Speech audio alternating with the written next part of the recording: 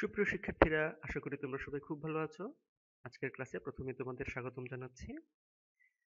আমি মোহাম্মদ মাইন উদ্দিন, সহকারী শিক্ষক বিজ্ঞান, ঘাটাইল ক্যান্টনমেন্ট পাবলিক স্কুল ও কলেজ।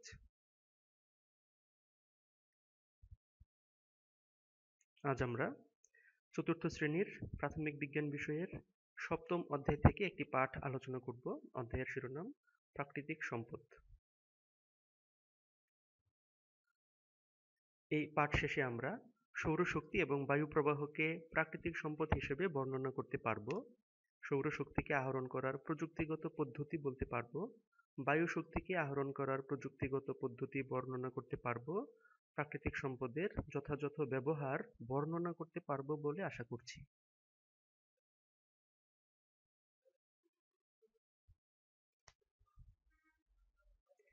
শিক্ষার্থীরা, শুরুতে চলো কিছু ছবি দেখে নেওয়া যাক। এই ছবিতে তোমরা কি দেখতে পাচ্ছ বলো তো? হ্যাঁ, এই ছবিতে দেখতে পাচ্ছি সৌর প্যানেল এর ছবি রয়েছে। এখানে রয়েছে উইন্ড মিল বা বায়ু কলের ছবি। এই চিত্রে আমরা দেখতে পাচ্ছি পানির প্রবাহ। পানির প্রবাহ ব্যবহার করে বিদ্যুৎ শক্তি উৎপন্ন করা হয়। বাংলাদেশের কাপ্তাইয়ে জল বিদ্যুৎ কেন্দ্র রয়েছে, অর্থাৎ পানির প্রবাহকে কাজে লাগিয়ে বিদ্যুৎ উৎপন্ন করার প্রযুক্তি রয়েছে। এই চিত্রে আমরা দেখতে পাচ্ছি সৌর প্যানেল। সৌর প্যানেল বা সোলার প্যানেল সূর্যের আলোকে বিদ্যুৎ শক্তিতে রূপান্তর করে। আমরা জানি যে পানির প্রবাহ বিদ্যুৎ শক্তি উৎপাদন করতে পারে। শিক্ষার্থীরা, এখানে আমরা কি দেখতে পাচ্ছি? বিভিন্ন ধরনের যানবাহন রয়েছে। এই সকল যানবাহন চালানোর জন্য আমাদেরকে জ্বালানি ব্যবহার করতে হয়। আমরা সাধারণত তেল বা প্রাকৃতিক গ্যাস ব্যবহার করে থাকি। এসবই কিন্তু প্রাকৃতিক সম্পদ।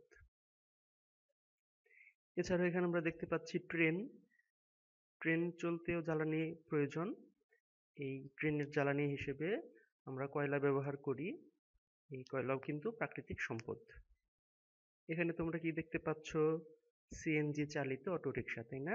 CNG for compressed natural gas, অর্থাৎ প্রাকৃতিক গ্যাসকে উচ্চ চাপে সংকুচিত করে রাখা হয়েছে। যানবাহনে আমরা সাধারণত প্রাকৃতিক গ্যাস, তেল ইত্যাদি ব্যবহার করে থাকি। এসবই হচ্ছে প্রাকৃতিক সম্পদ। এখানে আমরা দেখতে পাচ্ছি একজন ব্যক্তি চুলায় রান্না করছেন, তাই না? মনে হচ্ছে যেন তিনি গ্যাসের চুলায় কিছু রান্না করছেন। এই চিত্রেও আমরা এরকম আরেকটি দৃশ্য দেখতে পাচ্ছি। রান্নার কাজে আমরা যে গ্যাস ব্যবহার করি, এটিও কিন্তু প্রাকৃতিক সম্পদ। এবার শিক্ষার্থীরা বুদ্ধি করে বলো তো, বায়ু প্রবাহ থেকে আমরা কোন ধরনের শক্তি পেয়ে থাকি? একদম ঠিক বলেছ, বায়ু প্রবাহ থেকে আমরা বিদ্যুৎ শক্তি উৎপাদন করতে পারি।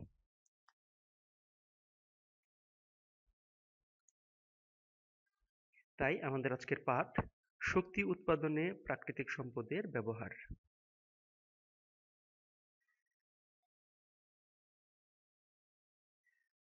এই পাঠ শেষে আমরা জানব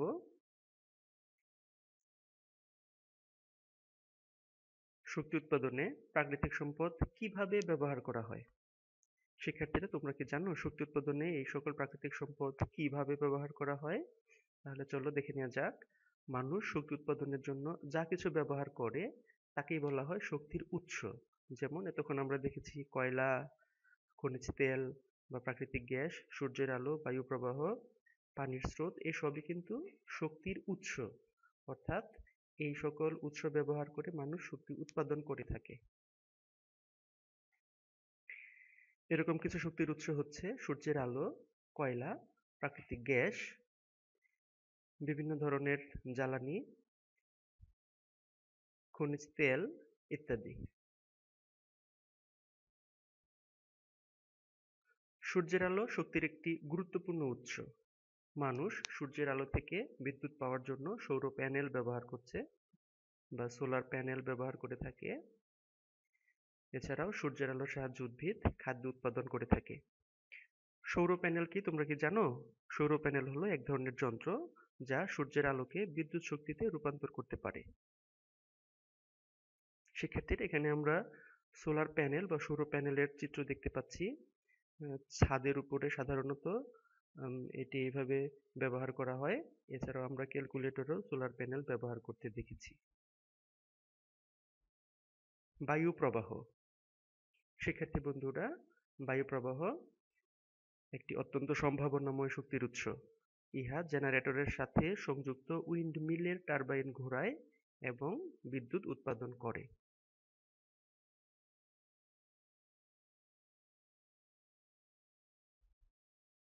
এছাড়া আছে পানির স্রোত।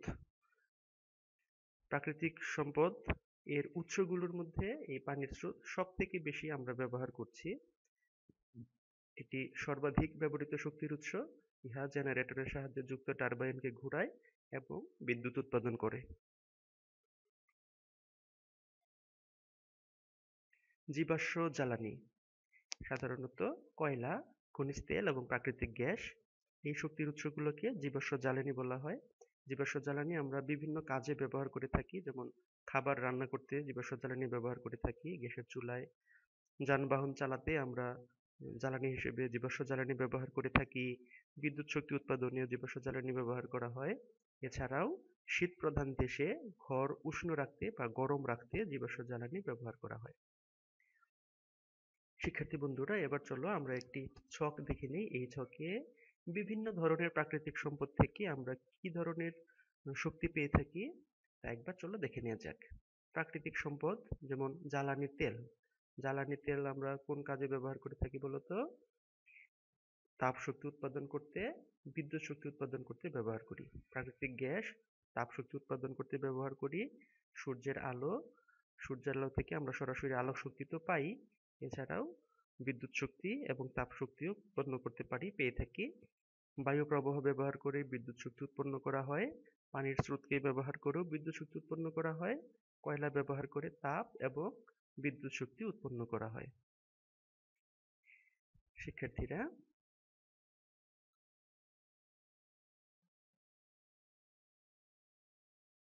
জীবাশ্ম জ্বালানি কাকে বলে? আমরা জীবাশ্ম জ্বালানি কি কি কাজে ব্যবহার করি 4টি বাক্যে লেখো। আমরা জানি যে কয়লা, তেল এবং প্রাকৃতিক গ্যাস এদেরকে বলা হয় জীবাশ্ম জ্বালানি। জীবাশ্ম জ্বালানির ব্যবহার 4টি বাক্যে লিখতে বলা হয়েছে। আমরা আগের স্লাইডে 4টি বাক্য দেখেছি। শিক্ষার্থীরা, এবার আমরা এই প্রশ্নগুলোর উত্তর দেওয়ার চেষ্টা করি, দেখি তো পারি কিনা। আমরা শক্তি পেতে কি কি প্রাকৃতিক সম্পদ ব্যবহার করি? শক্তি পেতে আমরা বিভিন্ন ধরনের প্রাকৃতিক সম্পদ ব্যবহার করি। এর মধ্যে 4টি প্রাকৃতিক সম্পদের নাম লিখতে বলা হয়েছে।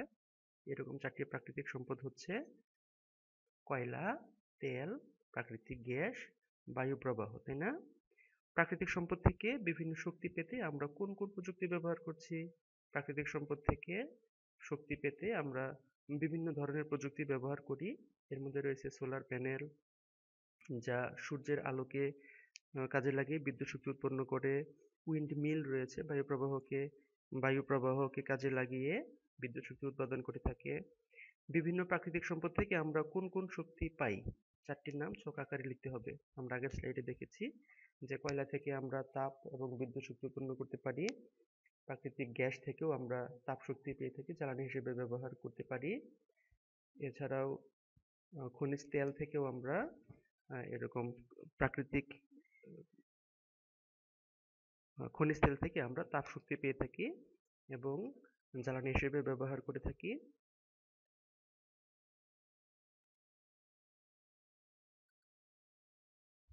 শিক্ষার্থীরা, এবার আমরা আমাদের পাঠ্য বইয়ের প্রাকৃতিক সম্পদ অংশটি বের করে মনোযোগ সহকারে পড়ব। পৃষ্ঠা 52 নম্বর খুলে মিলিয়ে দেখব।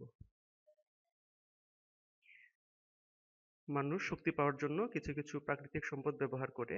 মানুষ শক্তি উৎপাদনের জন্য যা কিছু ব্যবহার করে তাই হচ্ছে শক্তির উৎস, যেমন সূর্যের আলো, বায়ু প্রবাহ, পানির স্রোত, তেল, কয়লা এবং প্রাকৃতিক গ্যাস। সূর্যের আলো শক্তির একটি গুরুত্বপূর্ণ উৎস। মানুষ সূর্যের আলো থেকে বিদ্যুৎ পাওয়ার জন্য সৌর প্যানেল ব্যবহার করে। সৌর প্যানেল হচ্ছে এক ধরনের যন্ত্র যা সূর্যের আলোকে বিদ্যুৎ শক্তিতে রূপান্তর করে। আমরা বাড়ির ছাদে বা ক্যালকুলেটরে সৌর প্যানেল দেখে থাকি। বায়ু প্রবাহ একটি সম্ভাবনাময় শক্তির উৎস। মানুষ বিদ্যুৎ উৎপাদনের জন্য বায়ু প্রবাহ ব্যবহার করে। বায়ু প্রবাহ জেনারেটরের সাথে যুক্ত উইন্ড মিলের টারবাইন ঘোরায় এবং বিদ্যুৎ উৎপাদন করে। এছাড়া আছে পানির স্রোত। পানির স্রোত সর্বাধিক ব্যবহৃত শক্তির উৎস। পানির স্রোত জেনারেটরের সাথে যুক্ত টারবাইন ঘোরায় এবং বিদ্যুৎ উৎপাদন করে। তেল, কয়লা এবং প্রাকৃতিক গ্যাস এগুলো অনবায়নযোগ্য শক্তির উৎস। এগুলোকে জীবাশ্ম জ্বালানি বলা হয়। এগুলো পোড়ালে তাপ উৎপন্ন হয়, যা আমরা খাবার রান্না করতে ব্যবহার করি, যানবাহন চালাতে, বিদ্যুৎ উৎপাদন করতে এবং শীতপ্রধান দেশে ঘর উষ্ণ রাখতে বা গরম রাখতে ব্যবহার করে থাকি। আজকের পাঠ শেষে তোমাদের জন্য বাড়ির কাজ হলো জীবাশ্ম জ্বালানি কাকে বলে, জীবাশ্ম জ্বালানির 4টি ব্যবহার শিখে খাতায় লিখতে হবে। তো আজকের মতো পাঠ এ পর্যন্তই। এতক্ষণ সাথে থাকার জন্য অসংখ্য ধন্যবাদ। আবার কথা হবে পরবর্তী ক্লাসে। ততক্ষণ পর্যন্ত সবাই ভালো থেকো, সুস্থ থেকো। ধন্যবাদ সবাইকে।